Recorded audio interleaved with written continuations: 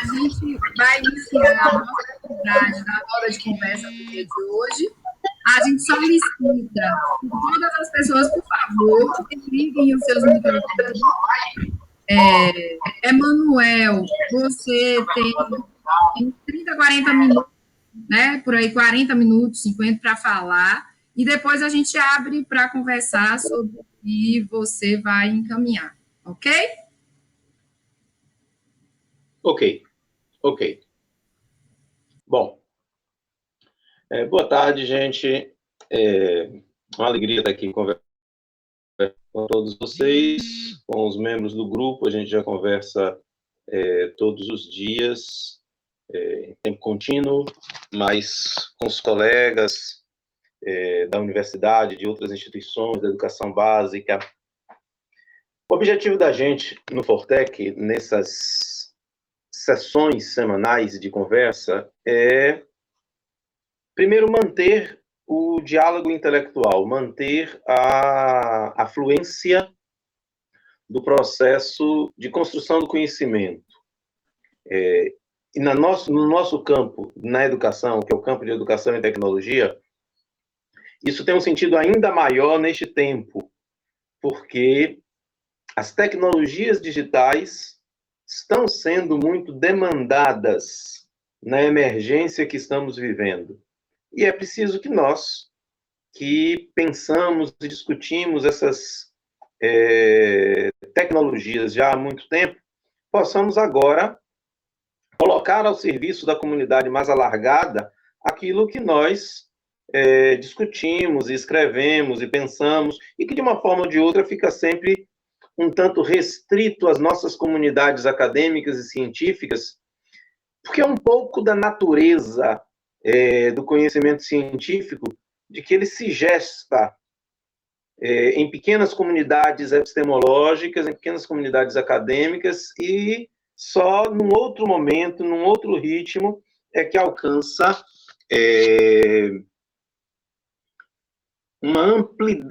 a amplidão da sociedade e se põe a serviço da sociedade. Bom, nosso objetivo é, então, pensarmos juntos, né?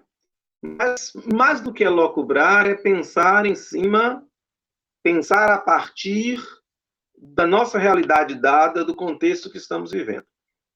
Uma discussão que emergiu com muita força nos últimos dias, e infelizmente emergiu a partir de pessoas nem sempre com a melhor formação na área de tecnologia, muitas delas muito bem intencionadas, muitas delas muito bem formadas em suas áreas, mas que não militam no campo da educação e tecnologia, e se criou uma grande confusão que a gente quer hoje discutir um pouco entre educação à distância, educação com mediação tecnológica, uso de tecnologia na educação. Afinal, o que é que as instituições de educação que estão trabalhando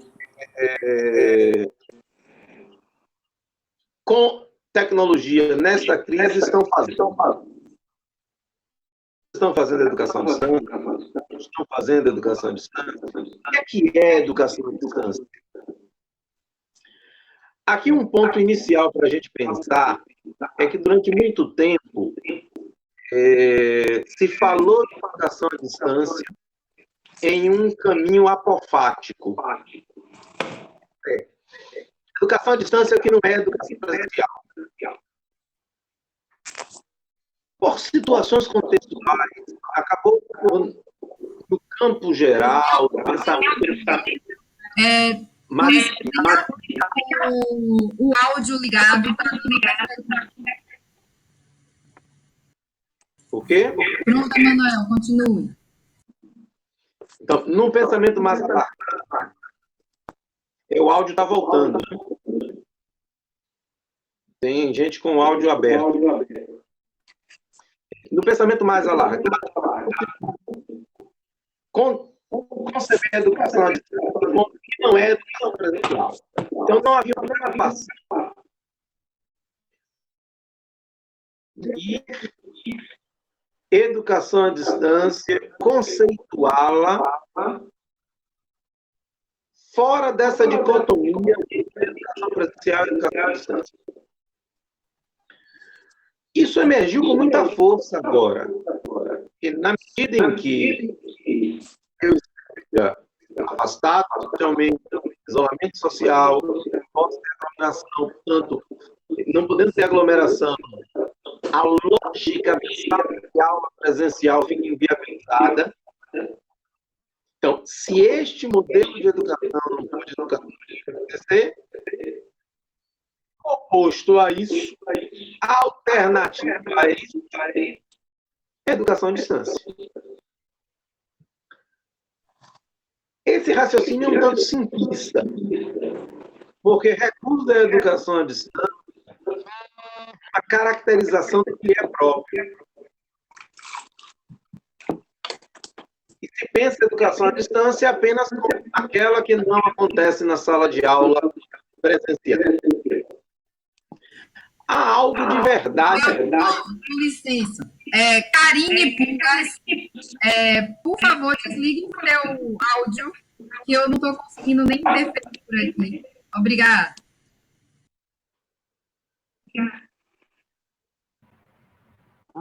Deixa eu... Podemos seguir? Bom, essa visão da educação à distância em oposição à educação presencial levou esse raciocínio simplista. Olha, então agora, no período de pandemia, estamos todos fazendo educação à distância. Isto para o bem e para o mal.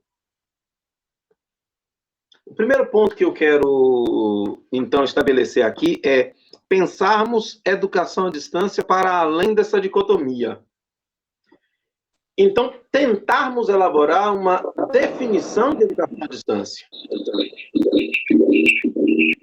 Educação à distância, políticas próprias que transcendem o simples não estar numa sala de aula presencial. E quais seriam essas características tão marcantes da educação à distância que fariam com que a gente pudesse diferenciá-la de outras possibilidades de mediação tecnológica que não se enquadrariam por educação à distância? Eu começaria dizendo que a própria ideia de educação é um marcador. Não se trata apenas do processo de ensino, que seria pouco para definir educação à distância. Educação à distância quer abranger todo o processo de educação.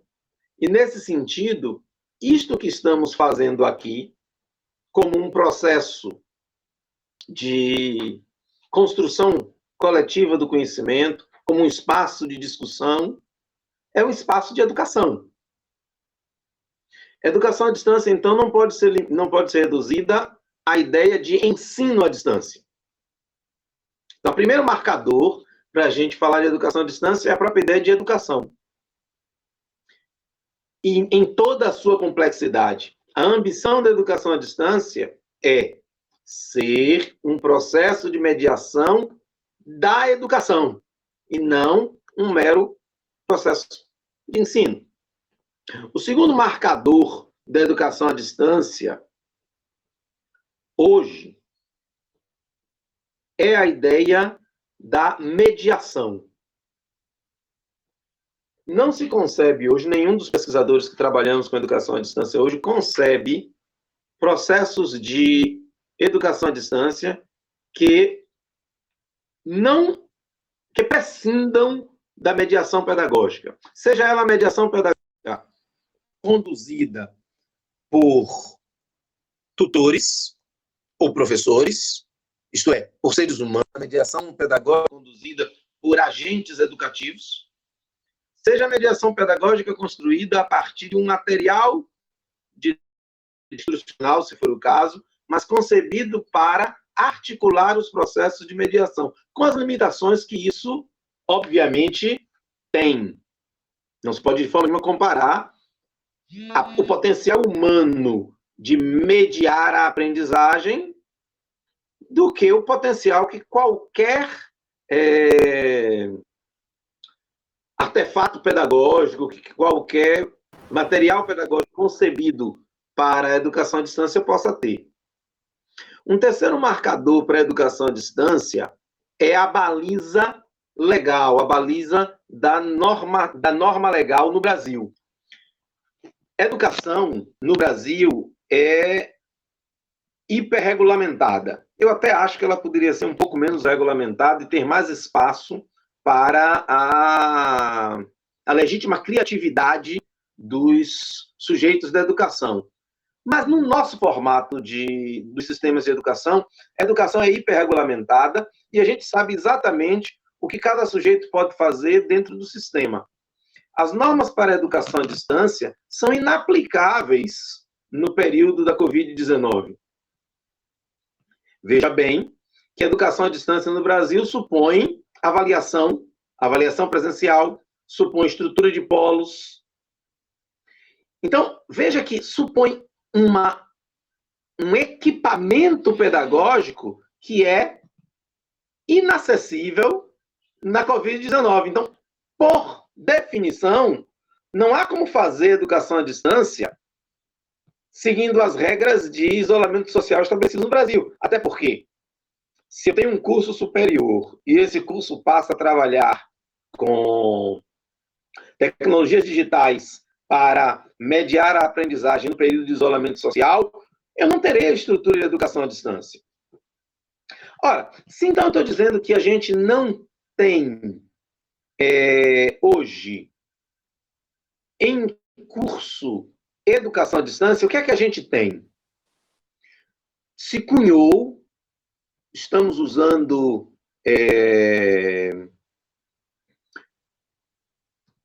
com muita intensidade o termo, estamos usando mediação tecnológica para o processo de ensino-aprendizagem. O termo mediação tecnológica também não é muito preciso, vamos também ser muito claros. Porque o que é que não se faz por mediação tecnológica? Aí a gente precisa retomar o conceito com o qual nós trabalhamos tecnologia.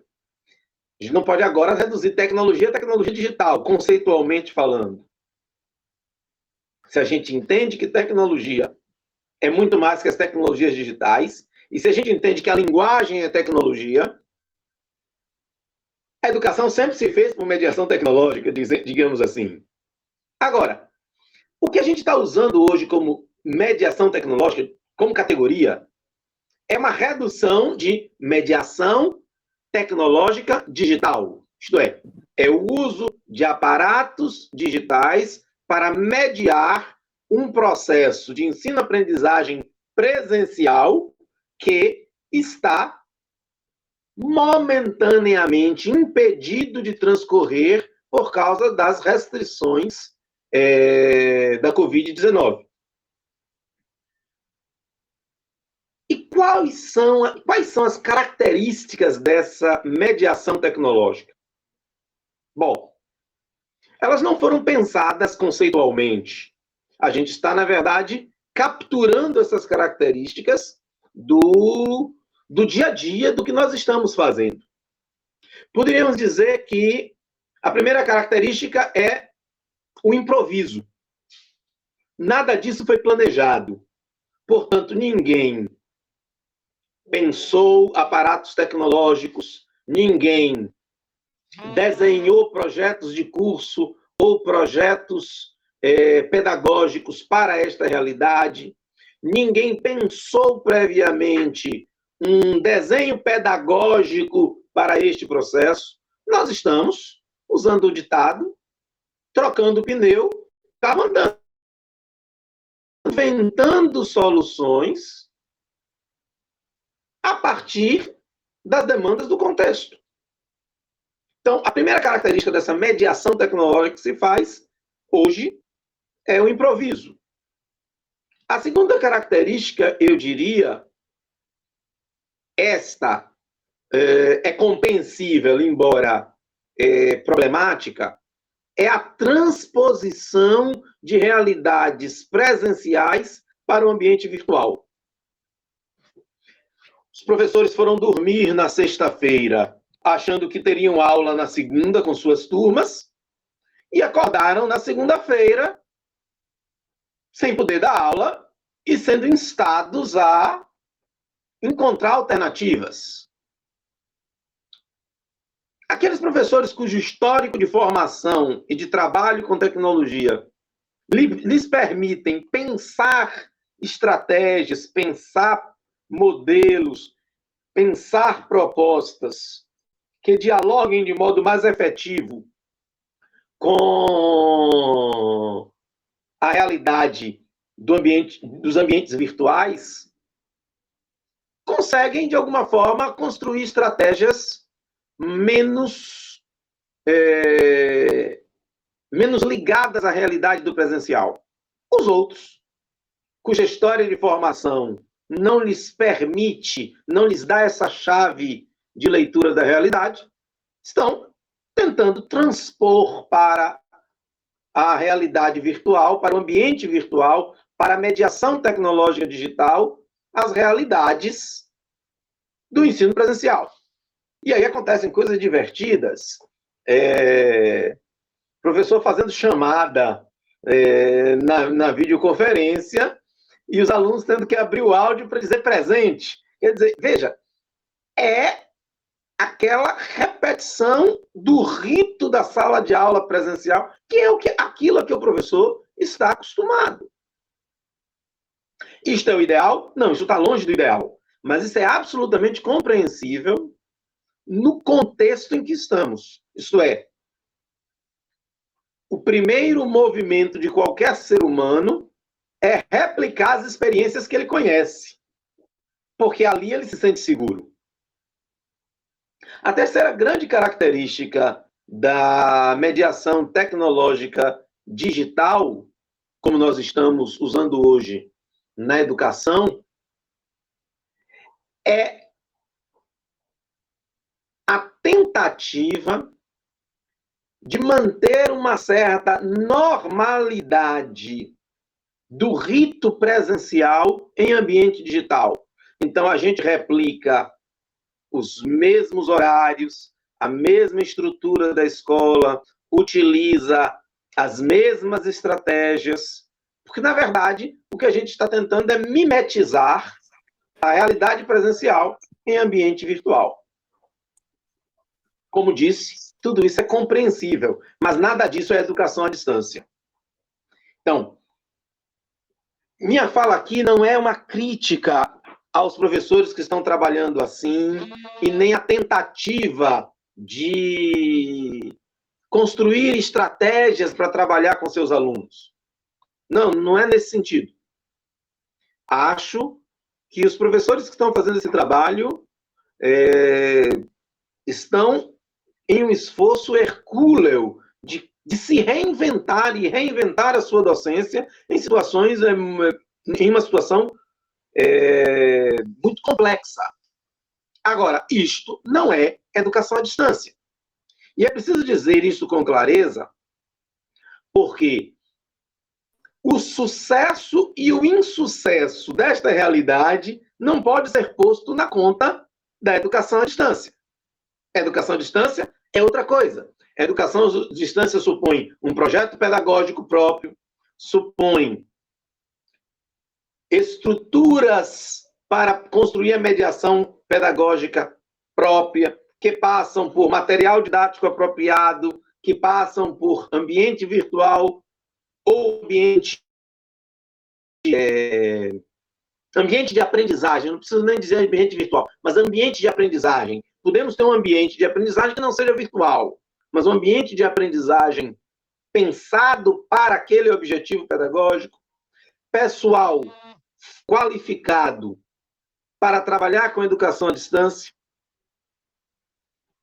supõe, portanto, um projeto pedagógico próprio, que é tudo o que nós não temos neste momento.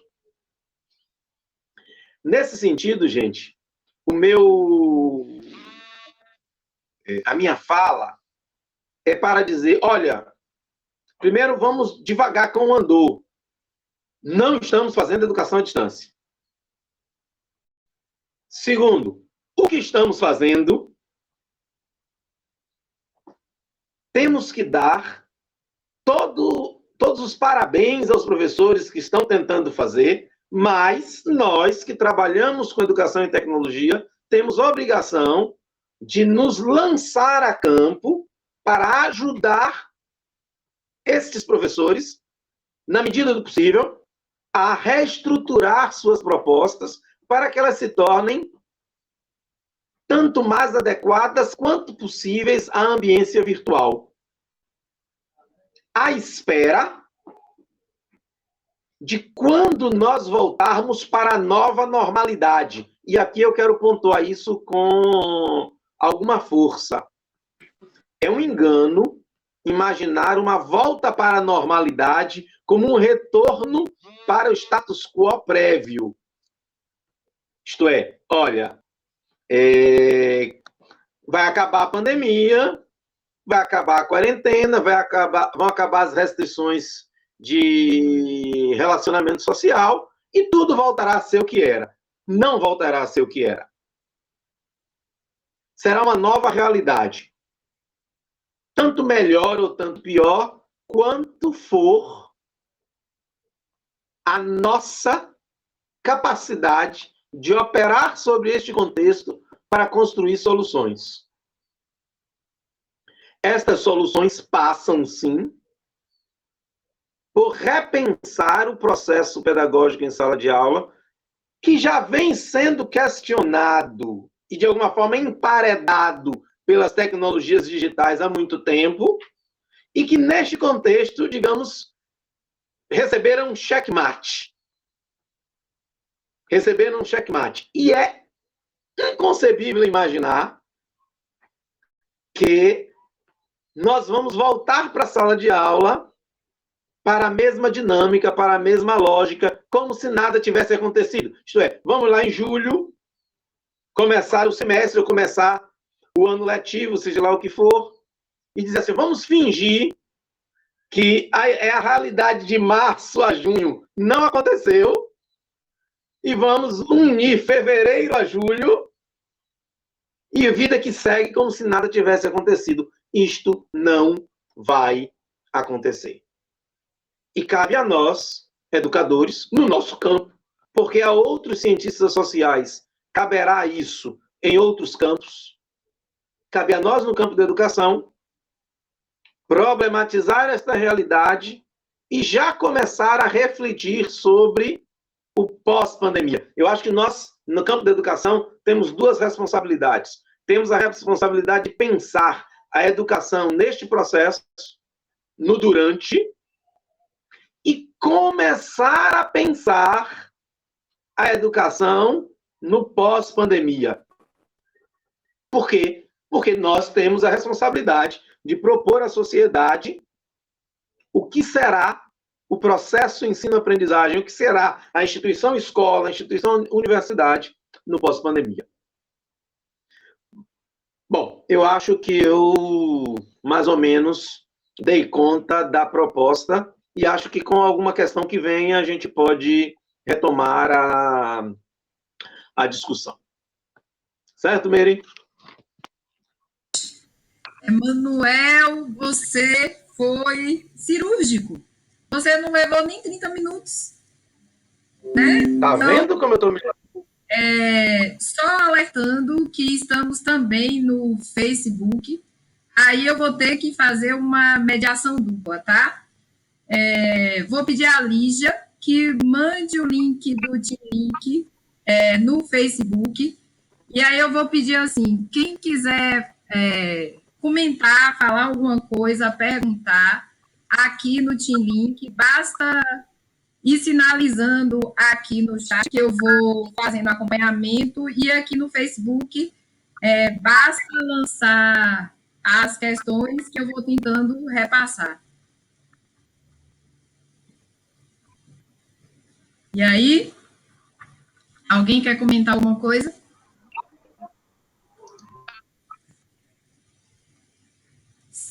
Se ninguém quiser, eu vou pedir a Emanuel que fale um pouquinho. A Márcia? Diga. Vai lá. Eu quero perguntar. Boa tarde, Emanuel. Boa tarde. Muito feliz, viu, pela sua explicação. Realmente, né, admiro muito você sabe disso. Tá ouvindo? Todo mundo tá ouvindo? Bom, Tô ouvindo, Márcio. Você considera que a forma como vem sendo conduzida a EAD na UNEB, nesse momento de distanciamento social, no que diz respeito às ações no ensino presencial, que a gente percebeu com a sua palestra, né, pode levar a uma distorção da modalidade e fortalecer o preconceito por parte de alguns docentes que acreditam que a educação à distância é uma transferência de conteúdo do ensino presencial. Como evitar isso?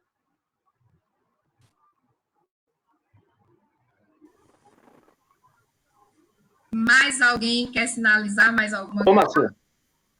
Que aí Emanuel fala blocos.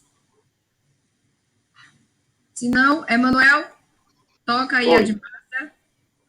Certo. Olha, Marcinha, desde que a gente trabalha com educação à distância, e quem trabalhou com educação à distância antes da gente, trabalhou enfrentando preconceitos.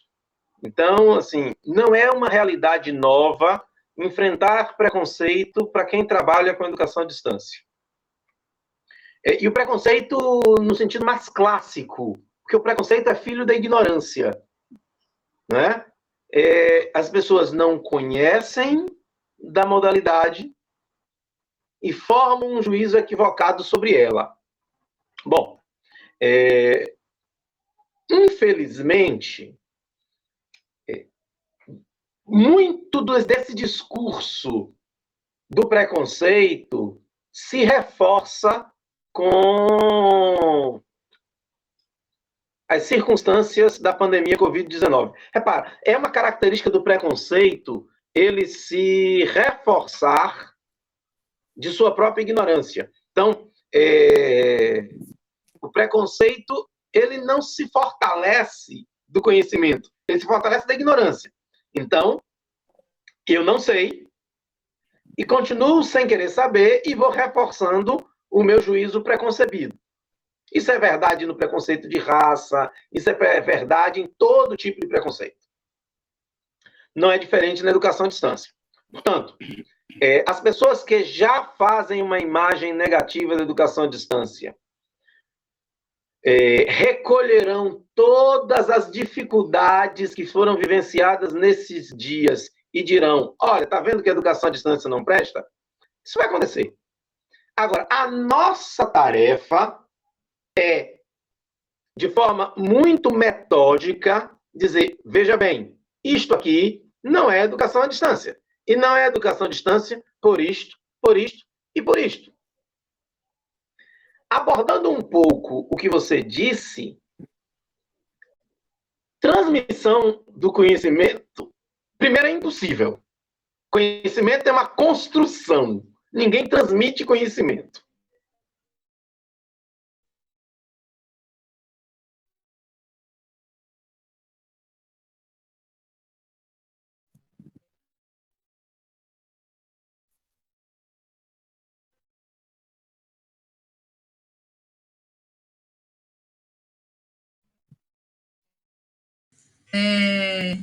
Acho que a conexão de Emanuel travou. Vamos esperar que ele restabeleça a conexão. Aproveitando essa discussão e o que Márcia colocou, eu só vou complementar com uma posição de uma professora que está disponível para a UNEB e para vários outros espaços, para pensar isso, conversar sobre isso e fazer algum encaminhamento. No entanto, eu acho que a UNEB está utilizando pouco esses espaços e as pessoas que ela tem para conversar. Acredito eu que, assim como o Emanuel colocou, as questões que são postas institucionalmente, tanto na UNEB como fora da UNEB, ou melhor, em todas as instituições educativas que têm a presença do presencial e do à distância, o preconceito é muito grande. E o desconhecimento levam as pessoas a se paralisarem de fato. E essa paralisação é o que incomoda. Então, nós aqui não estamos fazendo uma defesa ferrenha da EAD que temos, até porque somos críticos dela, porque fazemos parte do grupo que pensou uma EAD diferente da que temos hoje. No entanto, eu acho que a universidade, o governo do Estado, o governo federal, podem pensar, para além dessas politiquinhas menores, como é que a educação pode não se paralisar diante do que está aí posto, não seremos mais os mesmos mais tarde, e como é que nós podemos utilizar do potencial do que temos hoje para desenvolver para frente. Então, eu acredito que a condução que está sendo encaminhada na universidade, na educação à distância, eu não sei como está, não estou acompanhando, mas eu creio que até cronograma, plano de trabalho está sendo reestruturado, porque tem atividades presenciais obrigatórias que não podem ser feitas, e eu acho que é isso que as pessoas têm que entender, que a gente fala de educação à distância, neste momento não é possível fazer educação à distância, e a gente fala de educação mediada por tecnologias, que é o que está aí hoje, que é essa questão que a Manuel colocou, e que tem algumas questões que são efetivamente possíveis de fato acontecer. Eu vou tentar contato com o Emanuel aqui. Alguém tem mais algum questionamento? Alguém tem mais algum questionamento? Tem mais algum questionamento? Oi, Mary. Emanuel, continue.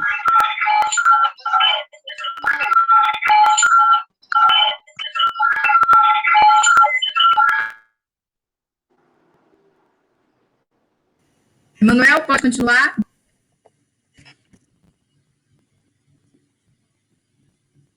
Eu vou tentar pegar as falas do Facebook. Emanuel?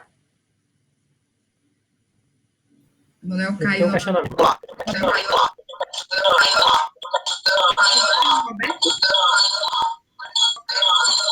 Roberto, me ouvindo? Roberto tinha uma pergunta, Emanuel. Não sei se ele faz agora. Continua. Escuto. Roberto tem uma pergunta, ele continua ou você continua? Ok, Mary. Pode ir. Posso continuar? Pode. Ok, Marcinha. Então, Mary já deve ter, de alguma forma, tratado dessa questão. Assim, nós vamos ter que enfrentar o preconceito. Agora, eu estava dizendo, olha, não existe transmissão do conhecimento. O conhecimento se constrói dialogicamente. Se constrói conhecimento na educação à distância, por quê? Porque na educação à distância se tem interação, interatividade, se tem dialogia. Agora, se está falando de transmissão da informação, transmissão de conteúdo, é uma visão de educação demasiado ultrapassada, fala de uma maneira de compreender o ensino-aprendizagem que a gente já superou há muito tempo nas discussões de educação, e nem na educação presencial, nem na educação à distância se vai falar de transmissão de informação. Isso não é educação. Transmitir informação não é educar. Eu espero, de alguma forma, ter abordado o que você queria, Márcia. Mais alguém, Roberto? Posso? Pode, sim. Então, professor Manuel, boa tarde. Professora Mary, boa tarde, colegas. Minha pergunta é a seguinte. Nós estamos diante de dois modelos de educação, a educação de natureza presencial e de educação à distância. O senhor colocou muito bem de que o que nós estamos vivenciando agora, na realidade, é uma educação mediada por tecnologia. Não necessariamente é educação à distância. Por quê? Porque a educação à distância ela requer um projeto pedagógico próprio, uma estrutura, aparato tecnológico adequado, material didático, pessoal qualificado, etc. E, mais adiante, o senhor foi muito feliz em dizer que nós já precisamos pensar na educação pós-Covid, né? Me lembrou muito uma frase do que já foi um dia. É verdade. Eu acredito que a educação ela vai assumir uma nova forma após essa situação da pandemia do Covid-19. A minha pergunta é a seguinte: será que pode surgir um modelo híbrido de educação à distância e educação de natureza presencial? Será que nós podemos já pensar num modelo híbrido? E existe algum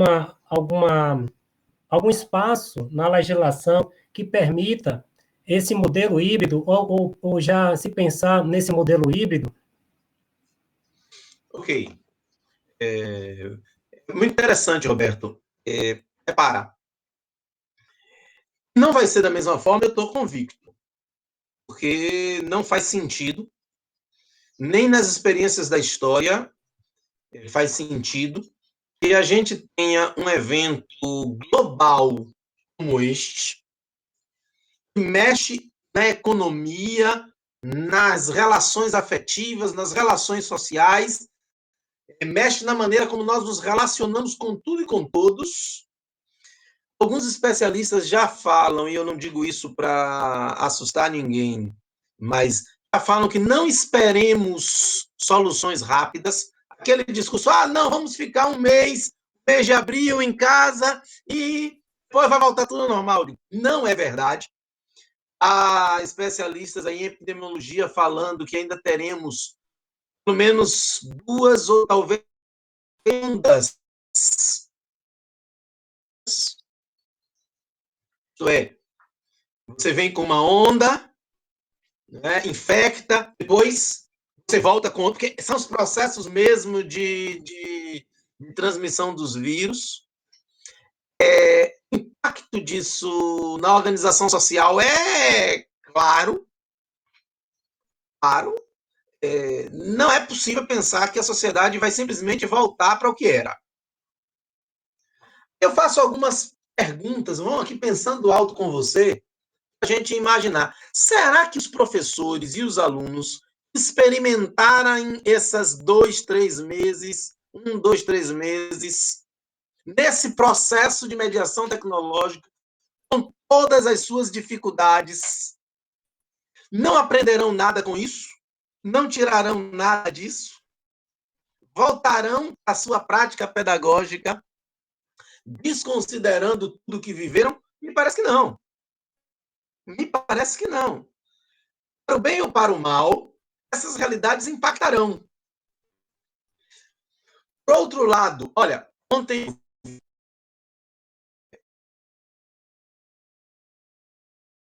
e assim, é bom dizer, olha, a realidade de Portugal não pode ser comparada à realidade do Brasil, nem à realidade da Bahia, são realidades muito distintas sobre vários aspectos.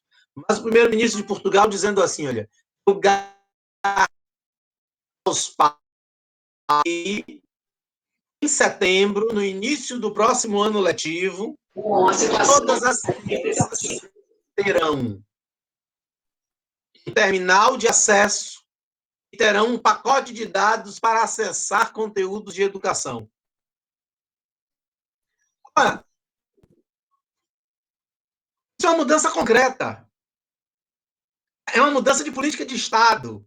O Estado português dizendo assim, olha, durante muitos anos a gente veio aqui cambaleando nessa discussão de educação em tecnologia e de acesso à tecnologia na educação básica, mas diante dessa crise nós estamos aqui dizendo, olha, não dá mais, e agora isso vai ser uma política de Estado. E será que as escolas portuguesas, com toda criança tendo um terminal de acesso e toda criança tendo um pacote de dados gratuito, pago pelo governo, para que ela faça acesso educacional, será que isso não vai impactar da maneira como o processo pedagógico vai ser construído? Me parece que sim. Me parece que sim. Então, assim, nós caminhemos para a superação dessa dicotomia de educação presencial e educação à distância, modelos de educação híbrida, para mim isso é muito natural. O que eu acho que essa pandemia pode fazer é acelerar esse processo. Agora, eu não diria caminhar para um modelo híbrido. Eu diria caminhar para novos modelos híbridos. Nós teremos vários modelos que responderão a várias realidades responderão a vários contextos e a várias demandas. Porque, veja, a mim parece muito natural dizer que meu filho de 5 anos, um grau de conduta do processo pedagógico diferente do meu filho de 14. E é diferente meus alunos da graduação, e é diferente meus orientandos de mestrado e de doutorado. E essas diferenças implicarão diversos graus nessa mescla que o híbrido significa no processo de educação. Então, eu só diria isso. Eu não acho que nós caminhemos para um modelo de educação híbrida, mas acho que caminharemos para modelos, para formatos híbridos mais diversos. Certo, Roberto? Ok, Manuel. Peço a Irami, que está aí do lado, que feche o seu áudio, por favor. Tem algumas perguntas aqui do Facebook. A gente tem Deise, nossa colega Deise Lago de Miranda, né? Perguntando. Ou perguntando não, sugerindo. Gostaria que falasse um pouco da necessidade da formação docente. Porque muda-se o paradigma de ensino e aprendizagem, não se faz necessário as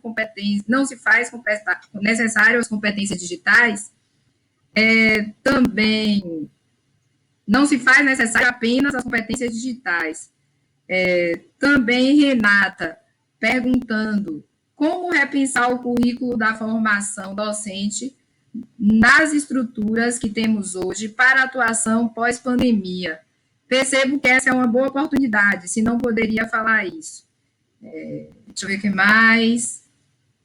Niclésia, que colocou que o desafio é realmente não fazer mais o mesmo com o uso das tecnologias, ou tem outro desafio para os dias de hoje, né? Então, questões aí para você falar à vontade, Emanuel. Vamos lá. Primeiro, cumprimentar.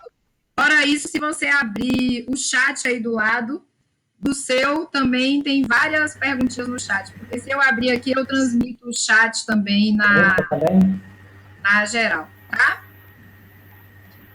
Certo. Edmar, quer fazer alguma pergunta? Sim, uma pergunta. Boa tarde a todos. Professor Emanuel, eu gostaria que você dissesse alguma palavra sobre o desafio do acesso, né? Porque me parece que um dos grandes desafios para a educação à distância, para a educação híbrida, é o acesso dos estudantes às tecnologias. Porque, veja, muitas das universidades suspendem as aulas porque um dos motivos foi que os alunos não têm acesso à tecnologia. Principalmente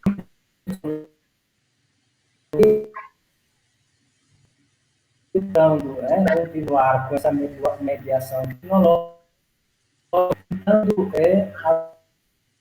para atender aos estudantes que ou têm um acesso limitado ou não têm um acesso. Então, me parece que um desafio da nossa educação à distância no Brasil é acesso à tecnologia. Gostaria que você comentasse alguma coisa sobre isso. Muito obrigado. Bom, obrigado, Edmar.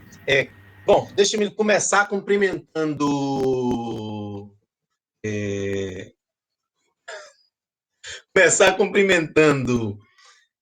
os colegas Edmar e Deise, né? Dizer o seguinte, vou começar por último, porque a pergunta de Edmar me permite uma resposta mais direta. Vários campos do conhecimento foram desafiados, eu não diria nem do conhecimento,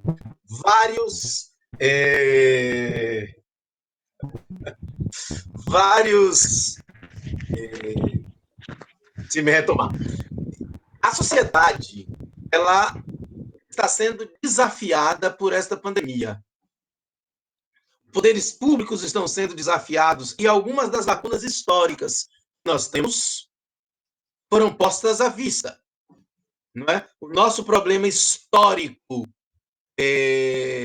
urbano está posto à vista. A quarentena em bairros cujo ordenamento urbano é caótico se mostra quase inviável. A falta de leitos de UTI por 100 mil habitantes, muito abaixo da média estipulada pela Organização Mundial de Saúde, a precariedade das estruturas de saúde pública vem à mostra nesta crise. No campo da educação, eu poderia dizer que a chaga da falta de infraestrutura tecnológica para se fazer educação de qualidade do século XXI vem à mostra com a pandemia. Algo que nós, que somos pesquisadores de educação e tecnologia, já dizíamos há muito tempo. A gente já dizia, olha, onde a educação à distância é mais necessária, ela não consegue chegar porque falta infraestrutura tecnológica. Olha, não preciso de educação à distância em Salvador, um parque de universidades públicas e privadas que tenho, mas preciso levar educação à distância, educação superior à distância para os lugares mais longínquos do estado, mas lá eu não consigo chegar, porque lá eu não tenho infraestrutura tecnológica. Esta chaga da falta de infraestrutura tecnológica vem à mostra com a pandemia. O Estado brasileiro, passada a crise sanitária, vai precisar decidir se quer realmente colocar a educação brasileira no século XXI. Se quiser, vai ter que investir em infraestrutura tecnológica. E não serão as universidades públicas ou privadas a fazer isso. Não serão as escolas públicas ou privadas a fazer isso. Eu diria mais, não serão nem as famílias. Porque às vezes tem uma noção muito simplista de achar que se eu tiver dinheiro para comprar um bom pacote de dados, eu consigo uma boa internet. Ora, eu, Emanuel, tenho a melhor internet que eu posso ter no bairro em que eu moro, em Lauro de Freitas. Só que no bairro em que eu moro, em Lauro de Freitas, eu não consigo ter uma internet melhor do que esta, porque eu não tenho infraestrutura de TI na cidade. E isto é política pública. Isto é preciso que o Estado mobilize as forças da iniciativa privada para fazer infraestrutura de TI. Bom, então o problema de acesso é sério? O problema de acesso é sério. Agora, ele é um problema sistêmico. Finda a pandemia, nós teremos que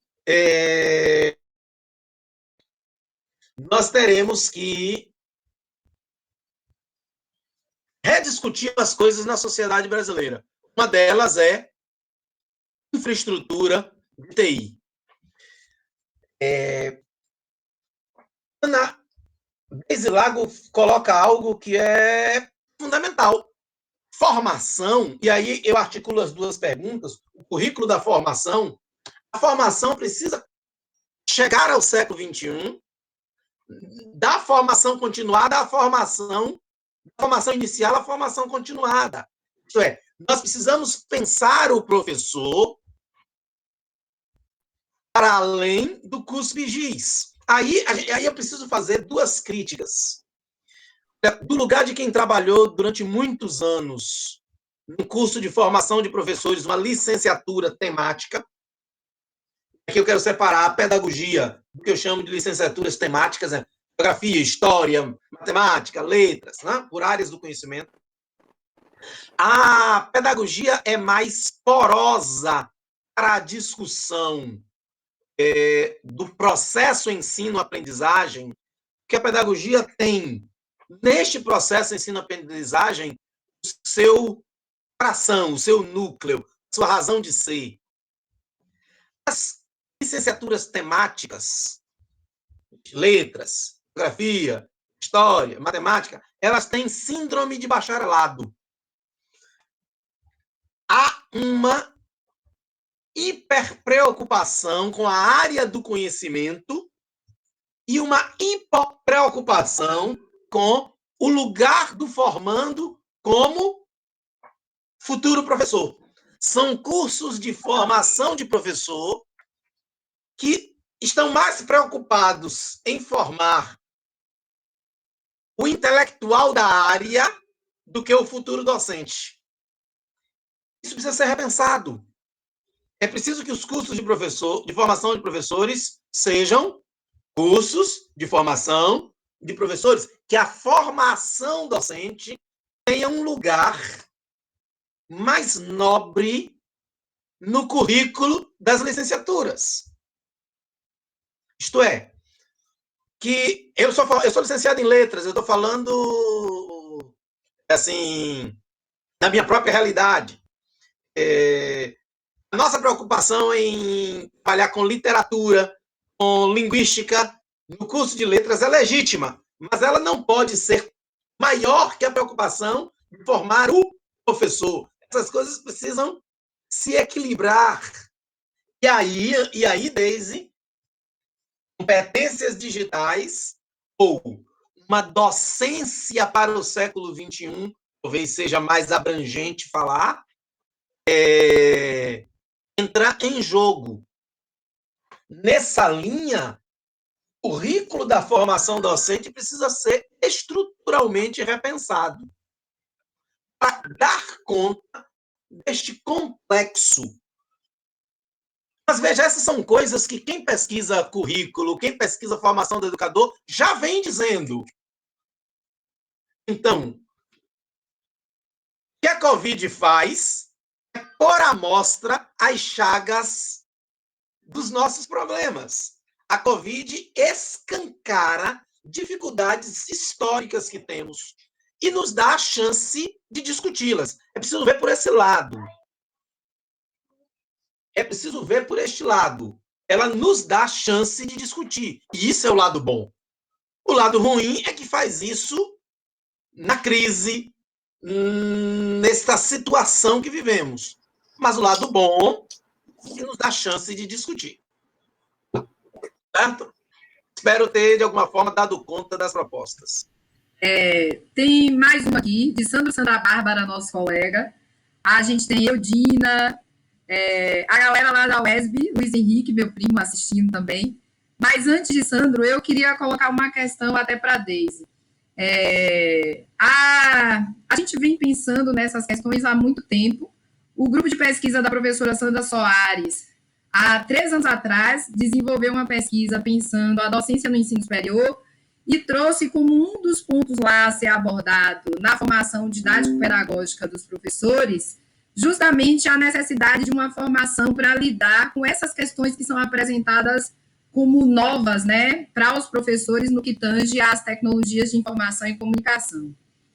Paralelo a isso, né, e com base na pesquisa feita pelo grupo da UDUFOP, da professora Sandra Soares, eu comecei uma pesquisa de pós-doc final de 2018, 2019 mesmo com greve e tudo, a gente conseguiu desenvolver a pesquisa com uma parceria com a Prograde, justamente pensando essas competências tecnopedagógicas dos professores para lidar com demandas cotidianas do século XXI, bem numa perspectiva didático-pedagógica mesmo. E se não tivesse sido a greve, e se a gente tivesse tido, fora da agonia da universidade, a oportunidade de colocar em prática os resultados que ficaram prontos no início de janeiro, a gente teria entrado nessa pandemia com uma formação aberta, livre, para os professores da nossa universidade com os resultados. Então, eu acho que a gente já vem pensando isso. A grande questão é a gente se permitir a pensar isso como formação para nós mesmos. E pensar isso como formação para nós mesmos, isso impacta diretamente nos modelos e nas nossas propostas de currículo, assim como na estrutura da nossa instituição, e eu digo estrutura e infraestrutura da nossa instituição, e nós mesmos na condição de professores que, independente de doutores, pós-doutores, necessitam de formação continuada, e a aceitar que esta demanda é real, e que as possibilidades que são apresentadas hoje são possibilidades de aprendizagem, inclusive para a gente trazer essa questão da falta de acesso como uma possibilidade da gente pensar todas as propostas de inclusão que a nossa universidade tem, como é que a gente pode encaminhar esse acesso a este conhecimento, a essas informações, as pessoas que não têm acesso a um sinal de internet. E pensando em tecnologia de uma maneira ampliada, isso é possível sim, e a gente tem estrutura de Estado que nos dá a condição de fazer isso.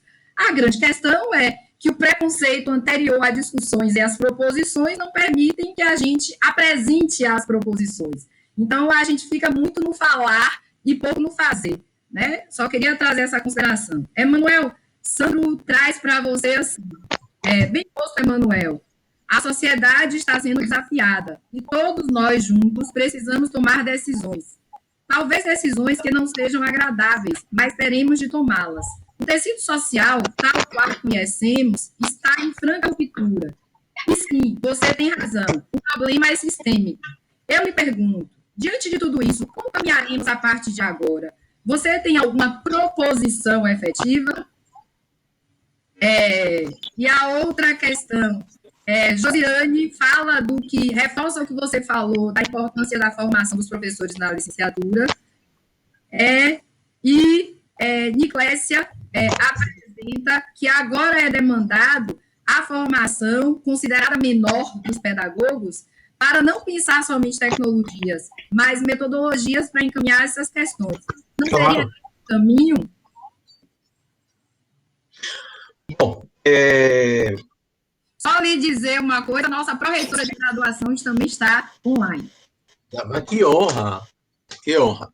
Queria dizer o seguinte, primeiro, propostas concretas, neste momento, são sempre muito provisórias, porque nos falta distanciamento para refletir sobre a realidade e poder, de forma mais madura, pensar soluções, pensar... Eu diria que, neste momento, se eu fosse instado a apresentar propostas concretas, eu diria que existe um degradê de questões a gente enfrentar. A primeira é uma questão ética. A educação não pode parar. Então, primeiro, isso, para mim, é um imperativo ético. Isso é, a educação não pode parar. Por favor, não confundam a educação não poder parar, um ano letivo não pode parar, ou os conteúdos não podem parar. A educação é muito maior que o ano letivo, a educação é muito maior do que conteúdo escolarizado. Então, aí vai uma crítica que eu faço às estruturas de gestão da educação no Brasil hoje, o Ministério da Educação, as secretarias de educação municipais e estaduais. Já era tempo de estarmos colocando na rua uma proposta de trabalho educativo para manter a educação funcionando. O que é isso, Emanuel, manter a educação funcionando? Olha, nós temos demandas formativas. Necessariamente não significa ensinar o conteúdo de matemática do 9º ano, que é a série em que meu filho mais velho está. Não necessariamente isso. Mas manter o processo educativo, talvez trabalhando com as coisas que sejam mais prementes para este momento e que são as menos contempladas no currículo escolar tradicional. Né? A gente está muito preocupado em ensinar as crianças equação de primeiro e segundo grau, isto, aquilo e aquilo outro. Mas não estamos preocupados, talvez tanto, em instrumentalizar as crianças do ponto de vista psicológico, filosófico, sociológico, para poderem dar conta do mundo que entrou em frangalhos. Não é? Para dar conta de que a sociedade que eles conheceram desabando aos pedaços. Então, eu acho que a primeira proposta, falando de coisas práticas, era dizer, olha, primeiro, eu acho que a educação não pode parar. Isso que a gente está fazendo aqui é a educação que não pode parar. Tá certo? Então, educação que não pode parar não significa, olha, eu tenho que dar aula de manhã do assunto que eu ia dar aula, na série que eu ia dar aula, e o meu aluno que tinha uma prova marcada daqui a 15 dias, ele tem que ter esta prova marcada daqui a 15 dias. Não é isso. Pensando em a educação não pode parar, é mobilizar, da mesma forma, claro, guardadas as proporções, porque a importância dos profissionais hoje de saúde, na crise que é sanitária, é muito maior do que a nossa importância como profissionais de educação, porque sem preservar a vida, não se faz educação.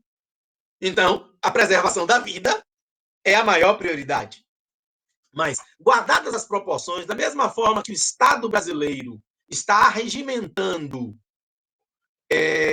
profissionais de saúde para tentar dar conta do desafio do Covid-19, o Estado brasileiro deveria estar regimentando profissionais de educação para pensar estratégias e soluções para que a educação não pare em suas comunidades. Mas veja, como é que eu vou dar conta de atingir o povoado de São Francisco do Paraguaçu, na zona rural de Cachoeira, no interior da Bahia?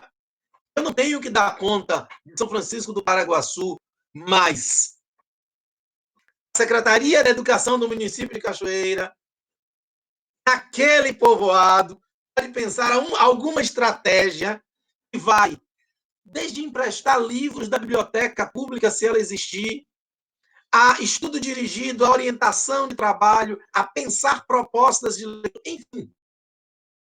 Pode parar significa precisamos continuar mobilizando as forças da educação para o processo formativo. Por quê? Porque é no momento de crise que mais se precisa mobilizar as forças da intelectualidade. Para o pós-pandemia, o que eu acho que nós precisaríamos é ter a humildade de reconhecer que precisamos repensar. A grande tentação será tentar voltar à normalidade. A grande tentação será tentar riscar 2020 do calendário e continuar como se 2020 não tivesse acontecido. A grande coragem dos educadores será encararmos que 2020 aconteceu e repensar a educação. Isto é, vamos recomeçar o semestre letivo. Quando? Não sei. Um dia vamos. No dia que formos recomeçar, como vamos recomeçar? Vamos recomeçar o ano letivo nas escolas? Vamos. Quando? Não sei, mas um dia vamos. Como vamos recomeçar? Isto passa por ter a coragem de enfrentar as chagas que a Covid-19, não diria que ela abriu, mas que ela escancarou. As chagas já estavam aí e elas foram escancaradas. Falando da minha universidade, eu posso dizer, nós somos uma universidade espalhada em 24 campi, em 29 departamentos, em todas as regiões,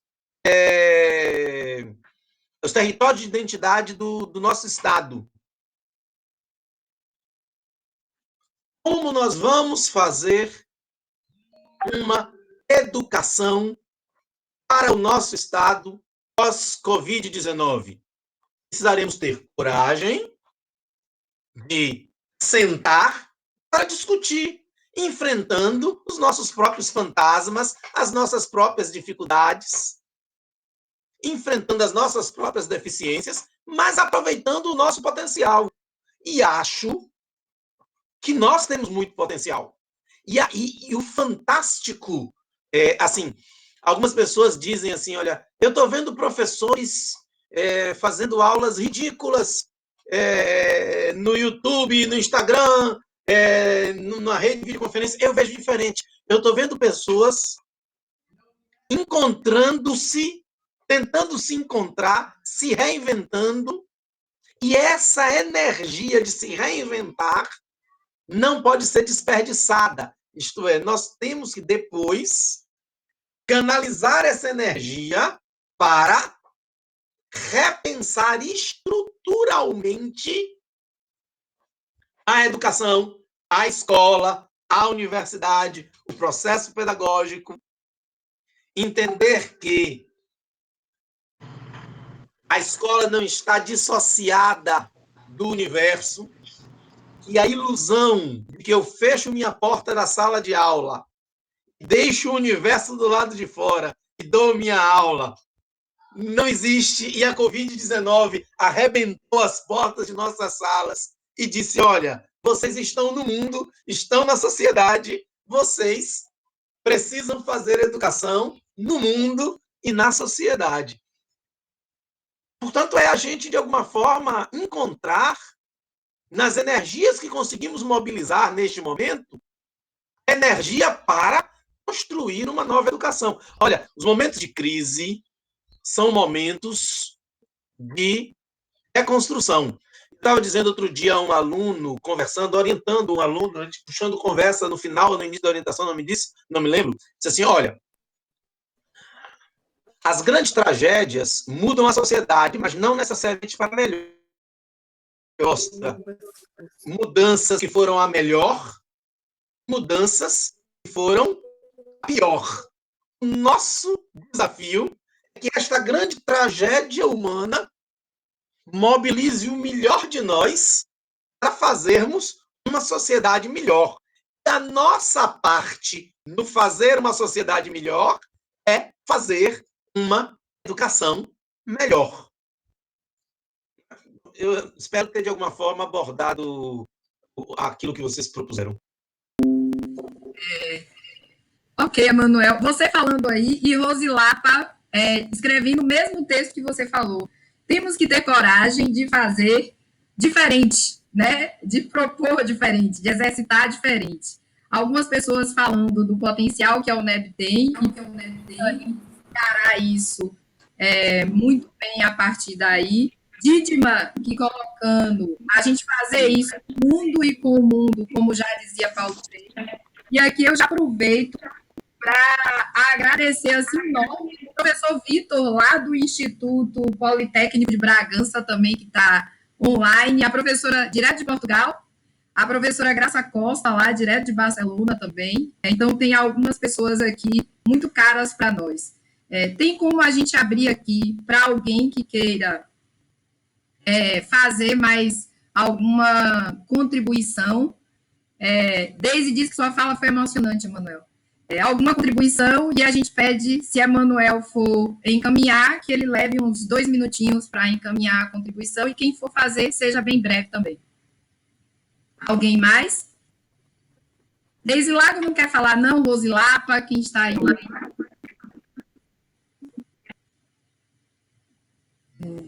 Ninguém mais? Vamos lá, Mary. Então, eu acho que... Tudo mais tarde, né? Eu acho que aí, Emanuel, você pode encaminhar algumas considerações com algumas questões, ou algumas proposições, né? Não sei se proposições ou outros pontos de reflexão. A questão do hibridismo, né? Se essa é uma questão que a gente precisa abordar daqui para frente na educação, se a conectividade é um impedimento para se trabalhar com tecnologia, né? Essa é outra questão que colocaram aqui, né? Mas eu estou me coçando para não responder algumas. A demanda de formação de professores específica para este campo, se essa é uma necessidade, e os caminhos da universidade em relação a cumprimento e integralização do ciclo regular. Vou só lhe dizer que você tem 3 minutos, que daqui a pouco tem Túlio. Tranquilo. Veja.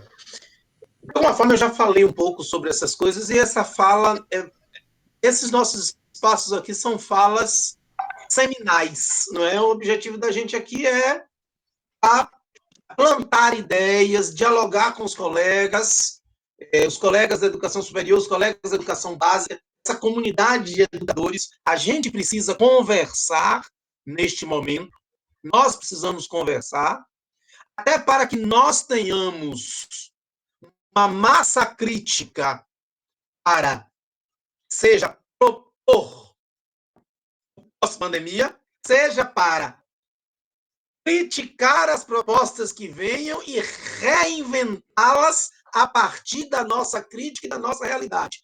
Para isso a gente precisa construir massa crítica. E a gente precisa conversar. Precisamos desses espaços para a gente pensar juntos. Demanda por formação, eu acho que desafia a universidade. No caso da UNEB, nos desafia muito fortemente. Nós somos uma universidade marcada pela formação de professores. Nós temos uma formação de professores no estado da Bahia.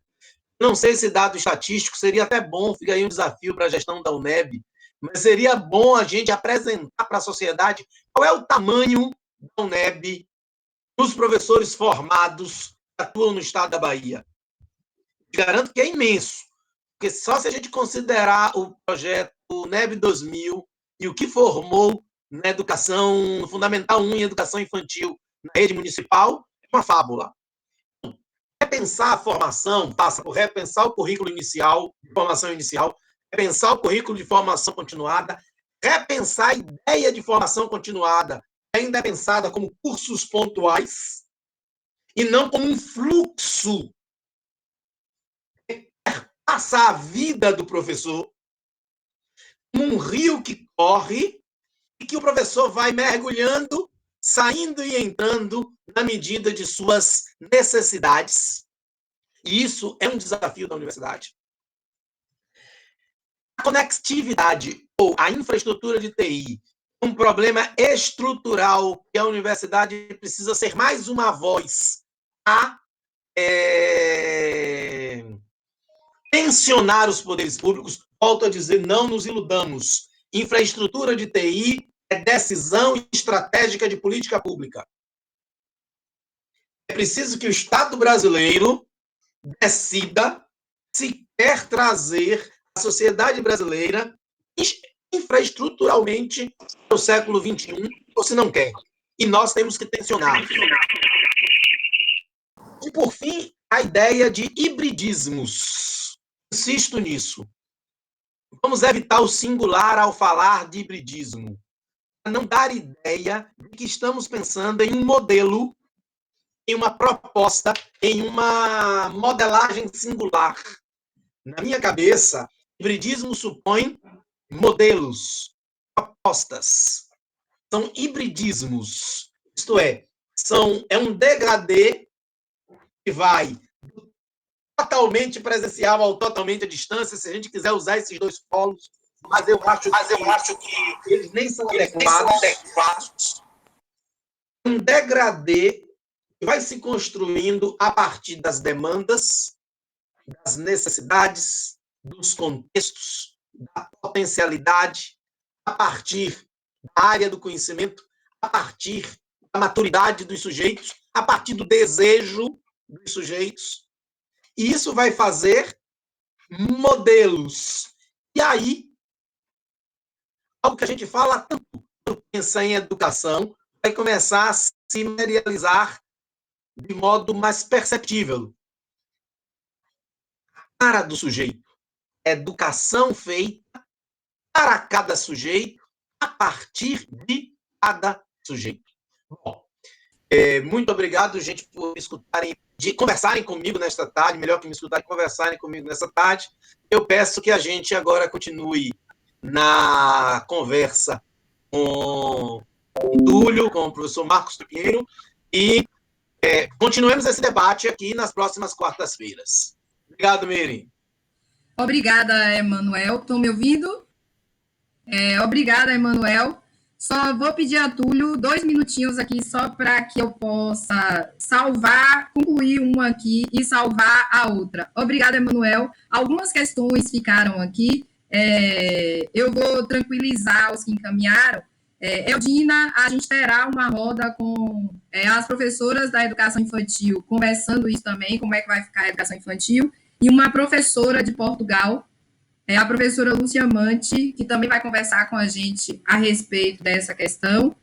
A gente também tem outras temáticas que estão no resto desse mês e início de maio, para a gente abrir essa discussão. Agradecer a todos, em especial aos colegas unebianos que se fizeram presentes, e já convidá-los para ficarem com a roda de conversa de Túlio. Eu só vou encerrar a gravação e a transmissão aqui para a gente salvar os vídeos para disponibilizar